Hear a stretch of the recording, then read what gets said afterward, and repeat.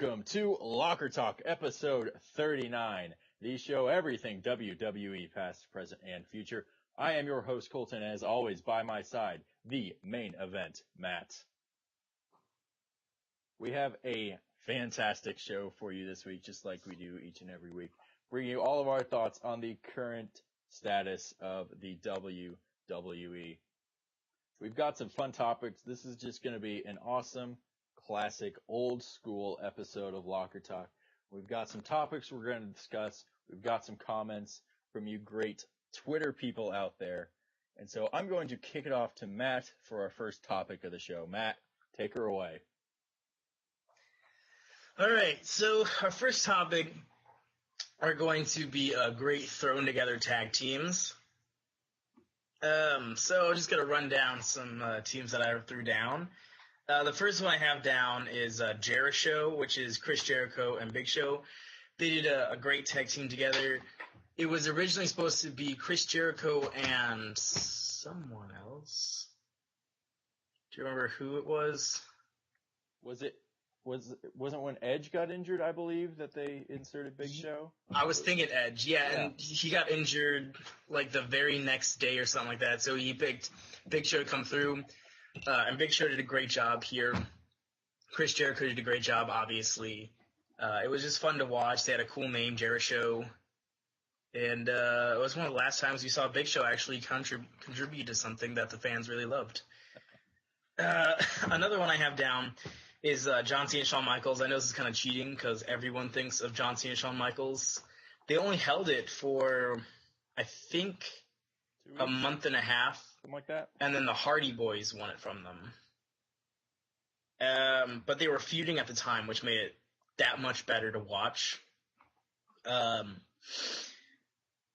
just like this one because John Cena, you don't think of a team player. You think of him as like the guy is like, this is my show. This is my night. Like, you do what I do. Kind of like Brock Lesnar on a day-to-day basis.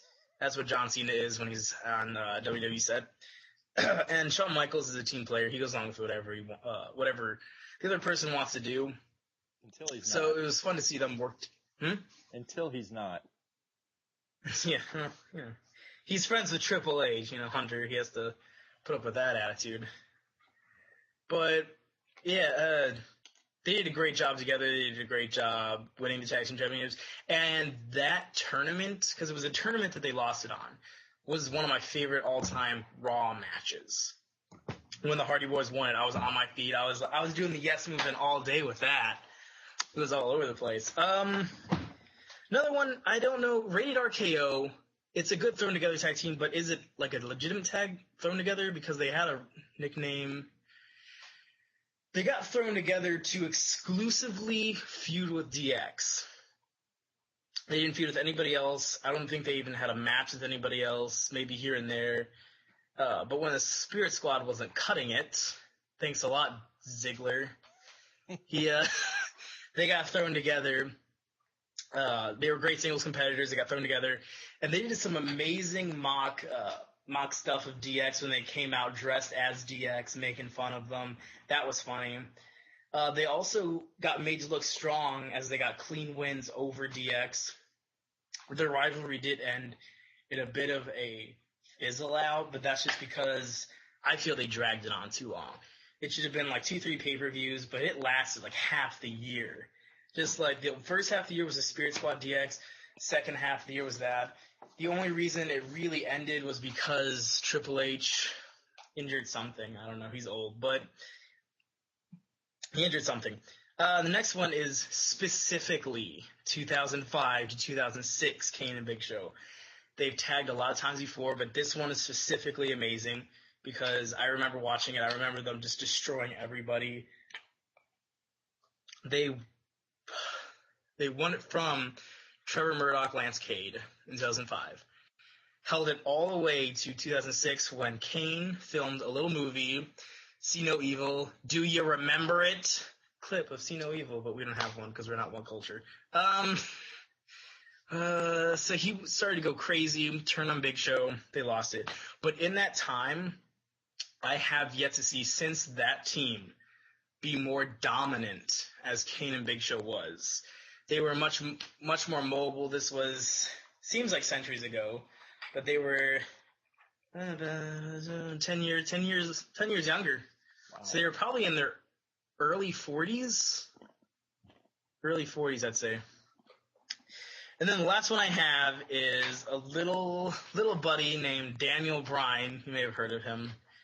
And a recurring theme, Kane. And Team Hell No. What's not to love about this, from the therapy sessions to the I'm the tag team champion, no, I'm the tag team champion, to the GOAT remarks, everything. This tag team was special from beginning to end. They were really good. I'm blanking on right now who they won and lost it to, but I guess that's not very important. It's sad that they only had one run as tag team champions. I feel like they could have been a little longer, but Daniel Bryan had brighter things in his future, and Kane was still there to collect a paycheck as he is now. So those are my guys. And then I also do a little research, and I know there's a recurring theme on thrown together tag teams. These 4 people in the past 10 to 15 years are consistently in really good thrown together tag teams. It's William Regal, Big Show, Kane, and Kofi Kingston.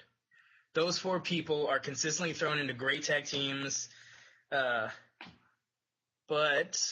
I don't think we'll see them in thrown together tag teams anymore because 2 are retired, one's gone, he's British, and then the other one is Kofi Kingston, who I don't see him being in another tag team besides New Day for a long, long time. He finally hit jackpot. That he did, Matt. That he did. And I don't know. I think I would consider a New Day kind of a thrown together tag team. There wasn't really a whole lot going on for the New Day back in those. We'll call them the dark times. But thankfully they've shined the light of the power of positivity and enlightened our todays and future. But yeah, I agree. That's a really, really good list. There's a ton of different teams that you can do for this list. And I agree on the Team Hell No. I loved Dr. Shelby. One of my favorite moments of Kane ever was the little monologue he did where he kind of went through and talked about his whole life and it was really fun because it was one of the last things, how they kind of in these days blur the lines between what is real and what isn't real. And it was just a straight up old kayfabe story where Kane talks about getting burnt as a child by the Undertaker and how he found out his father was Paul Bearer and how he's obsessed with beating up Pete Rose. And it was just this, minute and a half long monologue of Kane talking about his life, and it was really fun. But I have my own list of favorite thrown together tag teams, and I'll start off with Kane since that's kind of what we're talking about. And I will say Kane and Rob Van Dam. Now, you might not remember Kane and Rob Van Dam, but I believe they held the titles at least once. And honestly, I was just kind of struggling to think of a 5th team to put on my list that I ever actually gave a crap about. And what I really remember about Kane and RVD was they were a tag team when Kane first took off his mask. Kane lost a match to, I think it was Triple H who was the champion at the time. It was one of those things where either you win the title or you have to take the mask off. And RVD was there for me. I just remember RVD sitting in his little Ryback singlet on the ground as Kane ripped off his mask, and RVD completely sold that perfectly, looking confused and stoned and scared all at the same time in the way that only Rob Van Dam can do. And so it's just a fun little tag team that I thought, like you said, Kane and Big Show have been thrown together into tag teams for, seems like 20 years now, and they all seem to work out pretty good. My next one is a tag team that not many people think of as a thrown together tag team because they ended up being one of the greatest tag teams of all time. Oh, you didn't know? It is the New Age Outlaws. Yes. Billy Gunn, Road Dogg were seemingly lost in the shuffle back right before the time of the Attitude Era. Road Dogg was kind of, he did his thing, whereas the roadie, he was with Jeff Jarrett and doing the whole country music singing thing. Billy Gunn was partnered with Bart Gunn, If you don't remember, Bart Gunn's the guy who got his ass kicked by Butterbean at WrestleMania. It's one of the first things I remember from a WrestleMania. I don't remember watching it, but I remember that being on like an old like retrospective tape that I had, and it was Bart Gunn getting knocked out by Butterbean in like 30 seconds. So good stuff. But yeah, the Outlaws ended up being one of the greatest tag teams of all time. One of the most memorable tag teams of all time for Road Dogg's, speeches, and they complemented each other really well. Road Dogg obviously was the talker, and they've made that running joke about how Billy isn't allowed to talk, but he was great in the ring, still in fantastic shape, except apparently he's been taking steroids for weightlifting, which might explain why he is in such great shape and no longer with the company. The last three were my main three that I really like, and so I kind of have a hard time putting these next three in any order. I enjoyed all of them or honestly, I think with throwing together tag teams, a lot of it is for comedic value and just to have fun. And so I have just one question to ask. What does everybody want? And the answer to that is head cheese. Yes, head cheese. Al Snow and Steve Blackman was one of the funniest things that they had going in a time where a lot of WWE or WWF at the time relied on, raunchy humor and scantily clad women. And this was all just based in Al Snow wanting Steve Blackman to show some personality and have some fun. And it's just this classic two opposites meeting together where Steve Blackman is just this no-nonsense ass kicker and Al Snow is, Al Snow. And it just came together really well, and they got the name Head Cheese from a backstage segment with one of the Green Bay Packer cheese things. Matt, I know you love those things a lot. But yeah, Head Cheese was just a lot of fun. I wish they had a little more to do with Head Cheese. It was a really fun tag team.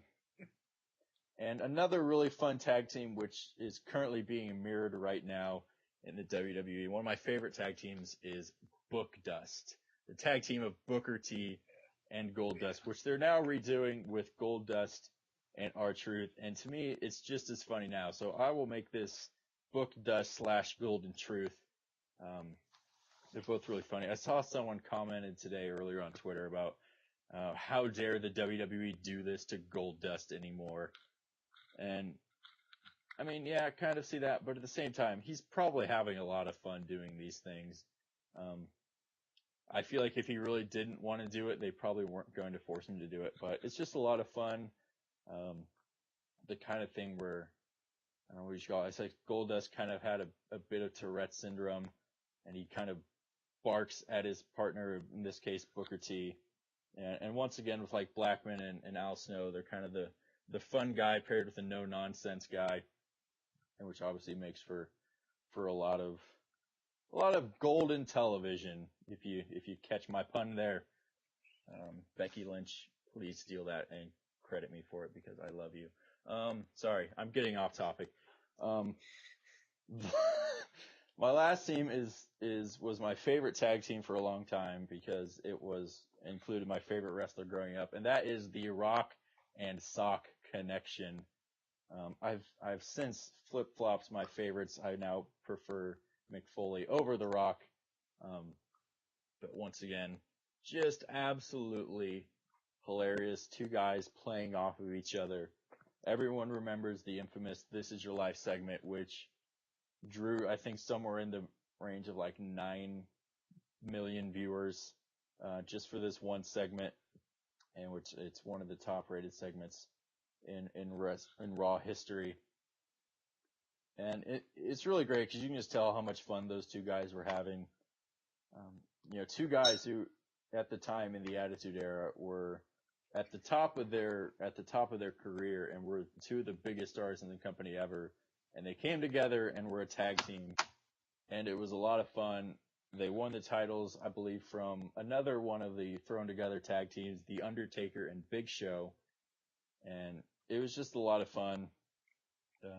Mick Foley stealing The Rock's catchphrases, and that obviously not being a thing that's okay to do. Just a lot of fun. But yeah, those are our favorite thrown together tag teams. If you have any other suggestions or any better tag teams that you like, make sure that you leave a comment right down there, or tweet us on Twitter at WWE Locker Talk on Twitter. It's a great cheap plug. It's a great Twitter. We have a lot of fun every Monday, Wednesday, Thursday, and occasional Sunday nights. Matt, it looks like you want to say something there. I'm gonna throw it over to you. Oh, I do. I have a spoiler alert. Okay. Spoiler, everyone, just hold on. Time out. If you haven't seen whatever Matt's about to talk about, which I guess we don't know what he's about to talk about, you might want to pause the video and go watch whatever he's talking about. So go ahead.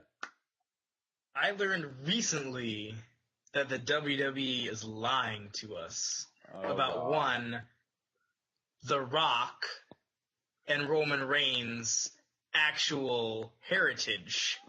They are not related. They are not cousins. They're just friends. Well, I think they're related, but not directly related. I think they're like second or third, or well, they're technically related somehow, but they're not like, hey, bro, what's up? They're not blood related. What happened was their grandfathers made completely different families. Their grandfathers made a blood brother pact, which means the two families, the Samoan families, are very, very close, but they're not actually related. Now, the Usos and Roman Reigns are actually related. Yes, there is documented footage of that being a thing. So, yeah. That is... Okay, we went a long tangent there. Those are our thoughts on the greatest tag teams that are thrown together. Matt, what is our next topic on this fun, exciting Locker Talk throwback episode? I can't sneeze. Oh, yeah. While Matt's doing that, I'm going to continue on blathering until he appears to be okay. And now, back to Matt. Thank you. I'm okay. Okay, so our next segment on this fantastic random Locker Talk is... which retired championship we want to bring back. Now, there are a few championships we can choose from. We can choose from the very illustrious World Heavyweight Championship. We can choose the Intercontinental... No, we can't. We can choose the European Championship, the Hardcore Championship, the World Tag Team Championships, the Cruiserweight Championship, or, if we wanted to bring back a whole nother promotion, the ECW World Heavyweight Championship. But, for our sakes, let's just keep it in the WWE realm. So, for mine, a lot of people thought I would choose the Hardcore Championship. For a period of time, I wanted to bring back the World Heavyweight Championship. But, I found a way to make the mid-card even better, and that is bring back the European Championship. Because when you think about guys like Bo Dallas, Curtis Axel, Damian Sandow, Dolph Ziggler, Eric Rowan, Fandango, Heath Slater, all these people, Jack Swagger, Wade Barrett, Tyler Breeze, the list can go on and on. I have a bunch more, but I'll stop. Thank you. It could all help their career a lot. Think about it. Raw is 3 hours. We could cut out half the talking time that happens, the 30-minute promotion to start the show, all this other stuff, and we could have another title. What is this? We could have another title come in there and really help out these guys. It could resurrect Wade Barrett's career. It could resurrect Ryback's career. It could help Stardust really take off. It could help Tyler Breeze take off. It could show us that Tyler Breeze and Neville, they're okay to hold a title. They could put this title on for a couple months, be like, all right, this is how they reacted with a title. It's too soon to talk about Neville. But we can see how these guys react with a title, and if they react well, then they could drop the title to someone else or whoever else and go on to hold more titles. I mean, the list of people that have held this title before, it's Triple H, Jeff Hardy, Kane, Chris Jericho held this title. A lot of people held this title while at the top of their game.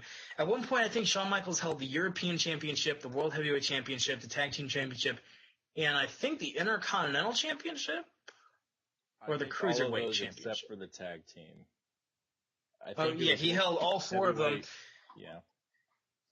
which is the only time that's ever been done. Like, so this championship does have some weight behind it. It would also be really good if they keep on with this League of Nations or whatever, or people like Cesaro who are from like different countries to win the European Championship. They could do something racial with that, racist with that, I guess. I don't know. Vince is Vince. So anyway, going back to the European Championship.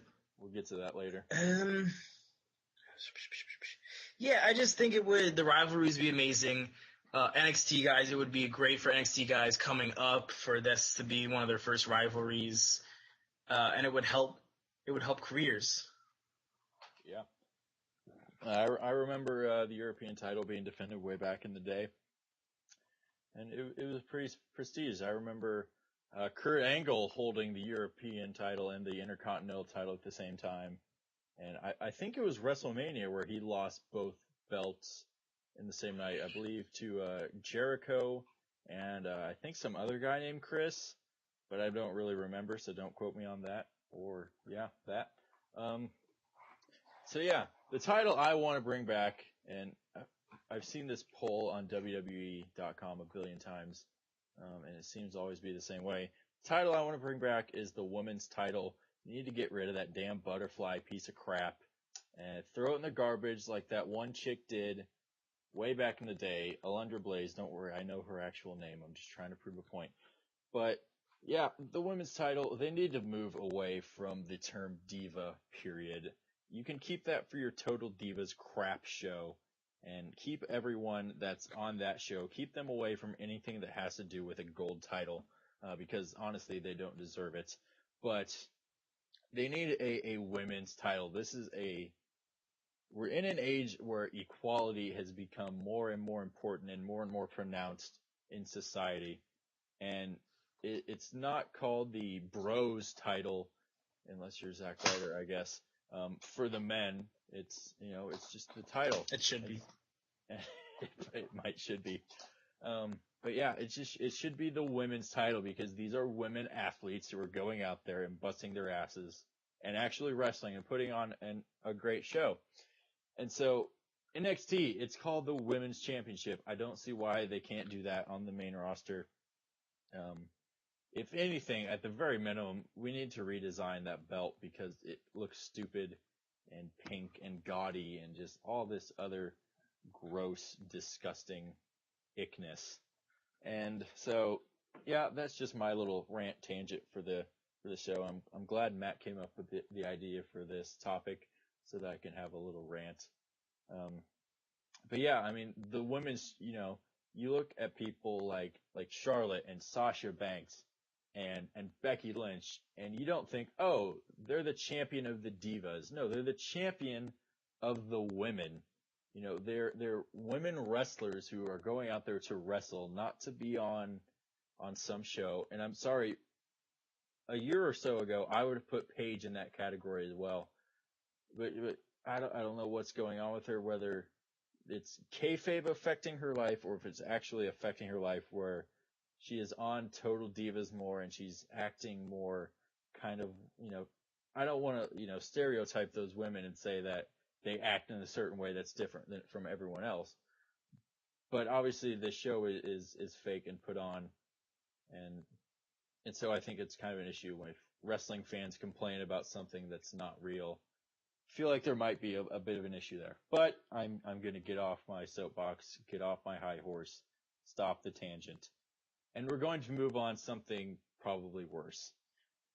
So, if you haven't noticed, if you've been under a rock for the past week, this Monday on Raw, there was an incident at the end between Titus O'Neil and Vince McMahon. And Titus O'Neil was suspended for 90 days for what is called inappropriate conduct towards Vince McMahon. He grabbed Vince's arm, and Vince didn't react too kindly to that. It has since been reduced down to 60 days.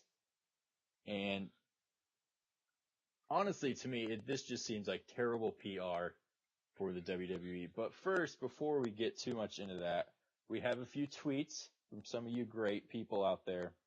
and we're going to read those off. And the first one comes from at Ted is Legend, who you can follow on Twitter for all your non-wrestling needs. And Ted has created a new Twitter, which is at Ted is Wrestling, to get all of your Ted wrestling related tweets. So make sure you go follow both of those accounts. And Ted has said what we're all honestly thinking here. Titus was suspended for Black History Month. Way to go, Vince. I agree indeed. Not great. And next comes from at Kyle Bubb, who has said, I don't know enough about the Titus situation, and I wish I knew more. I agree. It seems like if for a punishment of this severity, there should be something more to this. But like I said, we'll get into that in a bit. And from at RTM Wrestling, who does they do a great podcast on YouTube. Make sure you If you don't know by now, you should. I agree. I don't know what you're doing with your life if you're not watching Andy and Emma give their thoughts on wrestling in a British accent every week. I'm not 100% sure that their accents are real. I feel like they could be faking it. That's happened to me before. Oh, God, let's not talk about that. Well, we're not going to go that. But they said, the Titus thing is insane. It looked like Vince was laughing. I kind of want there to be more to it. It's a shame considering that Titus, was getting a bit of a push. And I agree. So, Matt, why don't you give your thoughts on the situation? Did it look like it warranted the reaction that it did? Was there too much of a reaction? Is there something else at play here? What do you think about this? He was getting a bit of a push, and I was one of the first people to mention the push thing. Like 3 weeks in a row, he had a singles match. He was looking good. He was looking strong. The matches were getting a little longer each week, which was amazing. Love watching him wrestle. And I just watched the footage last night. And what happened was specifically, Titus O'Neil grabs his arm. Vince turns around and instinctively, I guess, shoves him hard enough where he almost fell into Stephanie McMahon. So, 90 days, that's a lot. I think they need Titus O'Neil for WrestleMania with all the injuries, unless they plan on bringing some power from NXT to it and have their own NXT match during WrestleMania, kind of a mini promotion going into big promotion. They don't necessarily have to come up to the main roster, but they need him because he was gaining steam. I don't think they could do WrestleMania without losing too many people. I think Vince overreacted, but then again, if Vince doesn't get his way, Vince is angry. And we've seen that countless times before. He's a nice guy. He doesn't want to be put in the Hall of Fame, but then again, he's also Vince McMahon, very powerful person in the world beyond wrestling and in wrestling. I just don't think, if you wanted to punish him, why don't you take to how professional sports punish people, like things like this, like $200,000, $150,000, and that's it. Like, pay your fine and you can wrestle. I feel like wrestling needs something like that, not these suspensions. Even for the wellness policy, the first time, pay your fine. You're not suspended. Let's see if we can get you clean otherwise. That's my thoughts on that. Yeah, there's just so much wrong with this situation to me. But like you said, yeah, Titus O'Neil was getting a push. I think I read where up until Monday's Raw, he hadn't lost a match for, I think, 3 months on television. And so he was obviously getting a bit more of a push. Yeah, in the moment, I think Vince completely overreacted, by pushing Titus. Obviously, this was not the time nor the place to kind of be messing around. And from what I've read online, Titus, obviously, he owned up to that and he apologized, saying that it wasn't a great time or place. He shouldn't have done that. But apparently what this boils down to was the straw that broke the proverbial camel's back. Apparently they've been having a lot of problems with people joking around and not acting professional enough. And so essentially they're just making an example out of Titus O'Neil, which I feel like is a thing that we talk about quite a bit in the WWE, where It's something that doesn't seem like it's that big of a deal, but they're using it as to set an example for everyone else. And I think this definitely did that, but I think they went a little too far. I think like what you said, just say, hey, you're not wrestling tonight. You're not having a match on Raw. You're not having a match on SmackDown this week as a punishment. But to suspend him for 60 days, which it is now, he's not there for WrestleMania. He doesn't get the big WrestleMania payday. And the weird thing is, they tout Titus O'Neil every week as being this fantastic guy who does more charity work than seemingly anybody else in the business other than maybe John Cena. And so he's never done anything wrong in the business. He's always been professional. They've never had a problem with him, but this one time, and they react this strongly, which honestly, like I said, it just seems like a bad PR decision for WWE, and it's making them look bad doing all this. And I think in the end, this might work out best. This might end up being a godsend for Titus O'Neil with this could use to push him into an even bigger star. Ow! That hurt. I kind of fell there. Anywho, but yeah, this is just an overall bad deal for everyone. It doesn't look good on WWE. It's making Titus look worse than he actually is. And so, yeah, I mean, if you're gonna deal your business, do it behind closed doors. You don't want to get the public in on something like this, to where it can make the WWE look bad. But to segue this event obviously happened the night of the saddest night in wrestling history, the night of Daniel Bryan's retirement, and we are both extremely sad, and I'm sure we'll share some personal testimonies on that. But first, we are getting tweets from you, our WWE fans. And the first one comes from, once again, at RTM Wrestling, who put it nice, short, and sweet. Apart from WrestleMania 30 and Team Hell No, awesome things, both of them, I loved his heel run, which I agree is, I think Daniel Bryan's heel work is a bit underappreciated at times. We obviously all loved him from, all those great Yes Movement things and stuff. And the next one comes from, once again, at Ted is Legend and at Ted is Wrestling. Make sure you give him a follow. Who sent a bit of a story to us, which I'd like to read. I hope that's okay. He sent it to us, so I'm going to assume that he's fine with us reading it off. And he sent us a picture of WrestleMania 30 and said, "This was my favorite moment of Daniel Bryan's career. Being at WrestleMania 30 and chanting yes along with celebrating his victories over Triple H and Orton and Batista were feelings that can never be duplicated. It was validated when my wife turned to me and said, 'Our trip to New Orleans was better than our honeymoon. We sat 10th row. Also, we almost had a WrestleMania baby.'" Heyo! Yeah, that could end up being a pretty good moment in and out of wrestling. So thank you to Ted, thank you to RTM Wrestling, and thank you to Kyle Bubb for sending in all your tweets today. Matt, I know you're sad about this. I'm sad about this as well. What are your thoughts on Daniel Bryan and his retirement? Well, I know we were texting throughout Raw and after Raw. I don't know. It was the first time in a long time. I know we both said, I can't remember the last time we actually shed a tear for wrestling. You kind of sometimes remember, even as a hardcore fan, wrestling's fake, even as a storyline, you don't get too invested in it. But then the last time I felt this sad about something happening was probably Edge retiring back in 2011. So it's been a number of years. Daniel Bryan comes out, and for the longest time, I didn't think he was going to say anything. I thought he was just going to come out and leave because he couldn't find the words to start out his monologue there. But he found his voice. He started off great.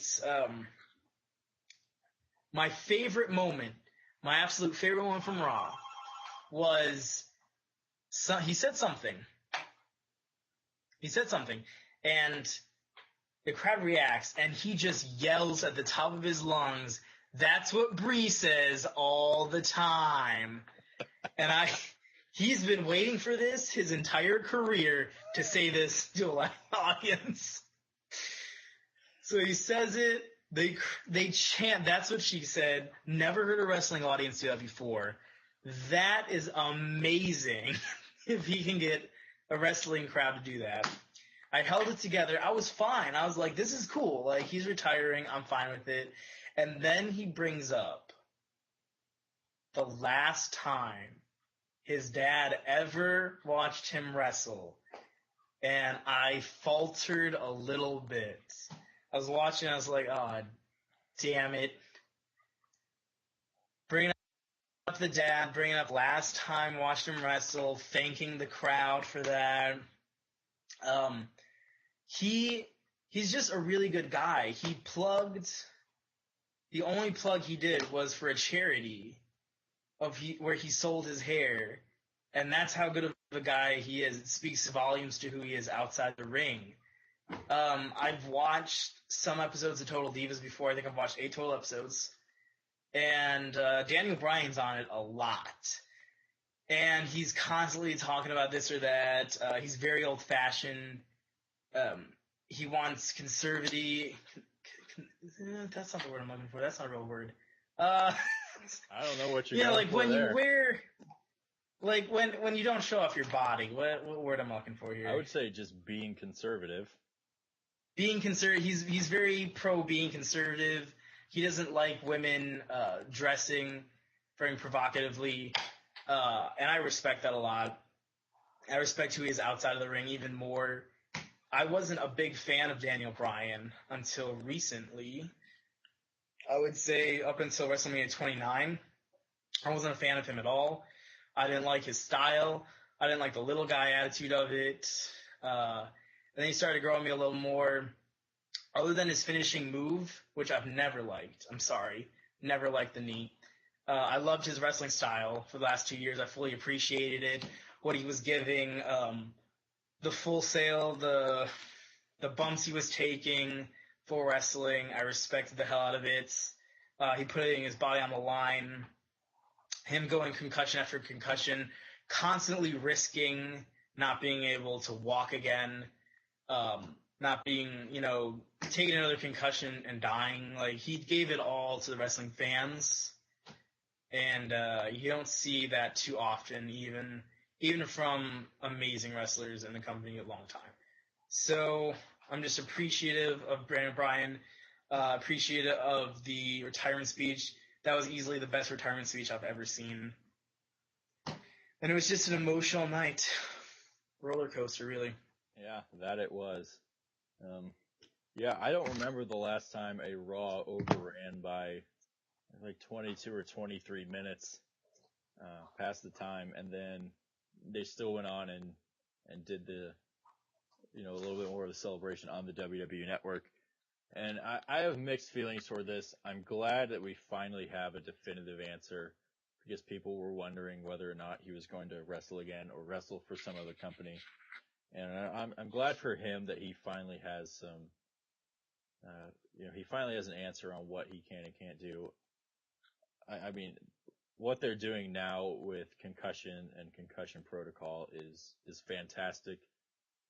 It's kind of scary to think how many people were past the level that Daniel Bryan is at now who continued to wrestle, and a lot of people say that contributed to what happened with Chris Benoit, and obviously a huge tragedy.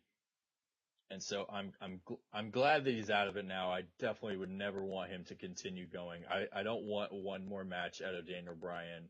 I don't want him in a 6-man tag where he comes in at the very end, does his finisher, and that's all he does. I don't want to see that. I don't want to see the man ever wrestle again. I don't want to see him ever take a bump ever again. I'm just glad that he has an answer, and he can go on and hopefully have kids with his wife, which they wanted for a long time. And so I'm happy about that, but at the same time, the selfish part of me is upset and saddened that we're not going to see another Daniel Bryan match. Matt, you've already said it. His wrestling style was amazing. He took a lot of bumps, but now looking back at some of the stuff he did, it makes me cringe. Seeing him do the diving headbutt off the top of the rope, I just think you don't need to do that. And that's obviously contributed to the many concussions, because there's no way to do that move and not hit the other guy, hit your head. Something's gonna happen there. And so I'm really sad. Like you said, I think this is the saddest retirement speech we've ever had. It was also the funniest retirement speech we've ever had. Mm-hmm. And I just remember thinking, damn it, stop making me laugh. I'm trying to be really sad here. But yeah, that was really great. Like you said, just a great guy, a selfless guy, plugging a charity who he donated his hair to, who gives cancer patients hair for free, which is a great thing to do. A lot of big charity organizations don't do that. They will skim money off the top, which is a discussion for another day and a completely different show. But like you said, Daniel Bryan, he covered it all in his retirement speech and how grateful he was. And everyone reciprocated that feeling to him. We were all so thankful for Daniel Bryan and all that he's done for this business and all that he's done for the WWE and the wrestling community as a whole. People have said it before, and I'll say it again. There will never be anyone like Daniel Bryan, who defied the odds in such a way and got over himself without a machine driving him. He's not the chosen one. He's not Roman Reigns. He's not Stone Cold Steve Austin. He's not The Rock, who in their own way are all very popular people who have a way of getting over based off fan reactions. But Daniel Bryan doesn't have what those guys have. He's not 6'4". He's not 250 pounds. He's 200 pounds soaking wet, which he probably is a lot, being as he lives in Washington. But yeah, Daniel Bryan, just an all-around class act, great wrestler, great guy, and he's going to be dearly missed by us at Locker Talk, by everyone, I think, who watches the show, appreciates Daniel Bryan and all that he does. Also, on that side note, we haven't had a show since this came out, and so I think we're about wrapped up with the show. And so I just want to give a shout out to Bret Hart, who is currently going through pancreatic cancer, and we wish him the best. Matt and I, we both have our own personal experiences with loved ones having cancer, and so we know how this feels. So we're thinking about Bret, about the whole Hart family and all of Bret Hart's fans. I'm pretty sure Bret Hart's going to kick cancer's ass, like he has every other ass that he's ever come up and faced. That sounded a little wrong. Let's move on from that.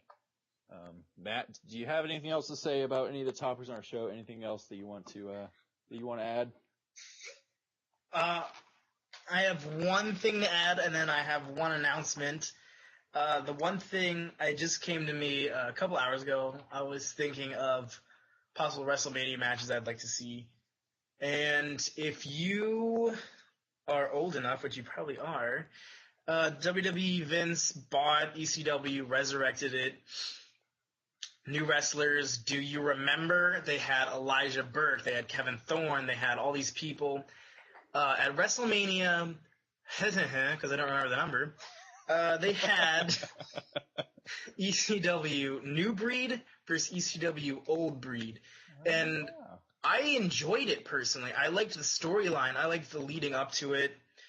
I would love to see, and you don't need many people for this, I'd like to see a New Breed versus Originals, where they take NXT guys that are now on the main roster that they're not doing anything with, like the Ascension, Tyler Breeze, two other guys, as the New Breed, and you can Neville maybe, and you can bring back guys. Like, you don't need to use guys on the roster. You can bring back Shelton Benjamin.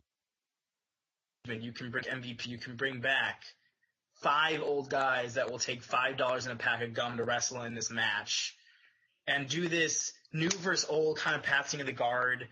And this is a great opportunity for them to select one of those guys from NXT, whether it be Tyler Breeze, whether it be Neville, and have it come down to that one guy and have him beat the originals, go on to get a push after Mania. I think it'd be a great idea for that one wrestler. And hey, the Ascension would be in WrestleMania, so everyone wins. Other than that, my one announcement is it is somebody's 27th birthday. Yay. And that is AFJ, Andy fucking James from RTM Wrestling. So we would like to wish you a very happy birthday. My imaginary glass of Jack Daniels is raised to you. My empty sweet tea glass. Yeah, Other happy than birthday, that, buddy. Colton has an announcement for next week. I do. Next week, which will be exactly next Sunday, will be Fastlane. Woohoo, we're on the fast lane to WrestleMania. But no, in all seriousness, the only important thing that's happening next Sunday is the 1-year anniversary of WWE Locker Talk. We made it to a year, folks. I don't know how, but we're still here, with nobody watching a year later. So, we're going to be doing a show after Fastlane. Hopefully both of our internets work for that. Knock on wood. And so, yeah, make sure you join us for a very special live episode of Locker Talk. Reminiscing a little bit, discussing Fastlane a little bit, unless it's complete crap, in which we might just do a little bit more of reminiscing. Matt, what do we have going for after Fastlane? What do we have coming in the next few weeks in terms of WWE Locker Talk? Since it is Andy from RTM's birthday, we're doing a very special, the year and one episode after, we're doing a very special just for you, Andy. Who should be the face of the company show? Should it be Seth Rollins? Should it be Roman Reigns? Should it be Dean Ambrose? We're going to battle it out. We're going to have points. We have bullet points. We have PowerPoints. We have notes. We have all that stuff. And because you guys are jonesing for it and we have tweet after tweet for it, we have requests for it, our email is blowing up. Yes, we are going to do the best ladder matches you may have forgotten. So we're not doing the TLC ladder matches. We're not doing the Money in the Bank. We're going to do strictly ladder matches you may have forgotten all the way from 1987 to 2016. So look forward to that. Yes, and with that, that has been WWE Locker Talk episode 39. Make sure you like this video, subscribe to the video, tweet us on Twitter at WWE Locker Talk. That is the easiest, most convenient, and most fun way to get a hold of us and talk about wrestling, which we both love to do. That's why we have made this YouTube show and Twitter account. And so, we have reached the end of the show. We thank you for coming along on this wonderful journey with us. It is now time for a very special hashtag of the week. So, hashtag thank you, Daniel Bryan. Yes. Yes. Yes. Yes. Yes. Yes.